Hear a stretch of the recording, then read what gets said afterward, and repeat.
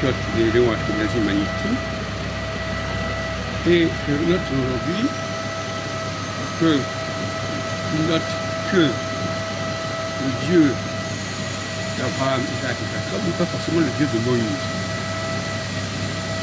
Et il note aussi que ce n'est pas sans raison que Moïse n'entre pas dans cette terre d'Israël.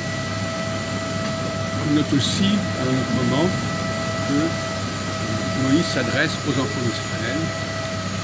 Il y a un message pour eux. Donc quelque part, je n'ai pas encore lu objectivement son ouvrage, mais quelque part, il semble que pour lui, Moïse n'appartient pas aux enfants d'Israël. Il est envoyé, missionné vers eux, mais il n'appartient pas à eux. Et on voit dans le livre de l'Exode, au premier chapitre, Moïse fait partie du monde hébreu, et c'est à ce titre-là que les parents persécutent. Dans un deuxième temps, il y a une sorte de glissement.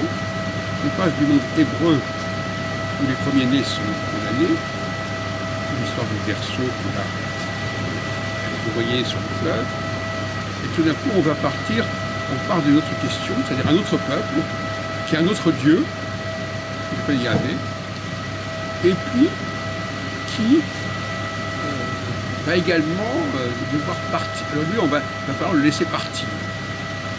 Ce n'était pas le cas du premier groupe. Donc on a vraiment deux populations, et Moïse est l'interface entre ces deux populations.